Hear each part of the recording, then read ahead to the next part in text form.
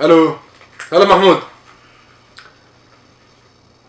لا يا صديقي، لا لا لا، اليوم مش راح اقدر اطلع. عندي كم من شغله بسويهم في البورتاكابن تبعتي قبل ما اطلع من هنا، بتعرف يعني. واحد مغترب، مش عندي الحجه، الله يا رب يخليني الحجه يا رب. لا والله عندي جلي، وعندي بدي اغسل لي كم من قميص البسهم الاسبوع الجاي يعني، وعندي قصه. حبيبي يا محمود، حبيبي، لا لا والله صعب يا زلمه. عندي 4 صحون يا زلمه، انا على المجلس يا زلمه 3 اسابيع مش غاسلهم يا زلمه. طلع عليهم فطريات من كثر ما عفن. حبيبي يا محمود، حبيبي انت يا عم متزوج يعني، مين قدك انت متزوج زلمه، جايب مرتك معك هون. مدام الله يخلي لك المدام يا رب، يقام فيك، احنا مين بيقوم فينا يا ابو. ماشي يا حبيبي، ماشي. الله معك، الله معك يا محمود، الله معك.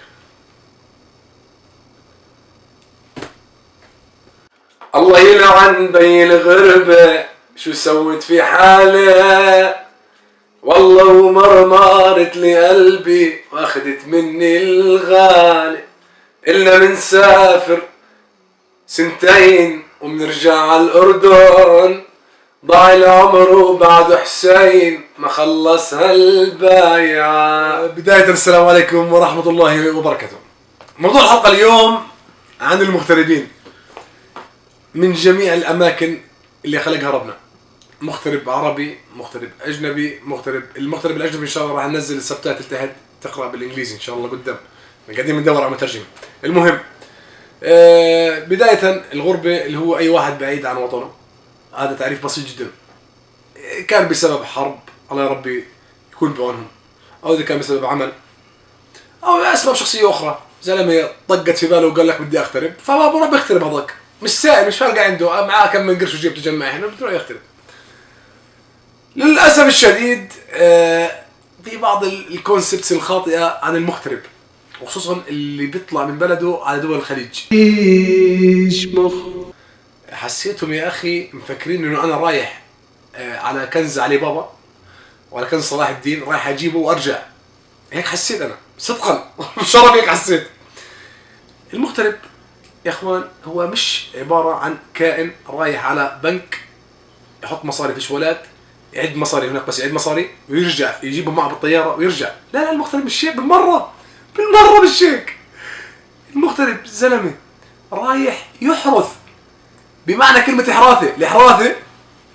الزلمة رايح يحرث، يقعد 12 ساعة بالشمس، يوقف غاد ويتعب ويلم مصاري على قده عشان يقدر يكيد حاله ويكيد عيلته.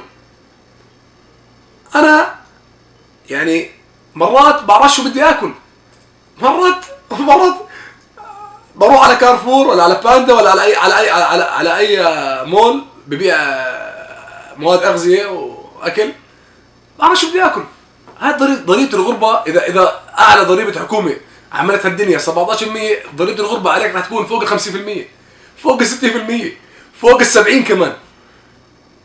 للاسف بعض العائلات بيفكروا انه يعني والله ابن خالتي طلع على السعوديه رايح يلم مصاري. يلم مصاري. المغترب هو انسان عانى من الهم في بلده، اللي اضطروا انه اغترب. فانت لا تزيد همه في عينك الفارغه.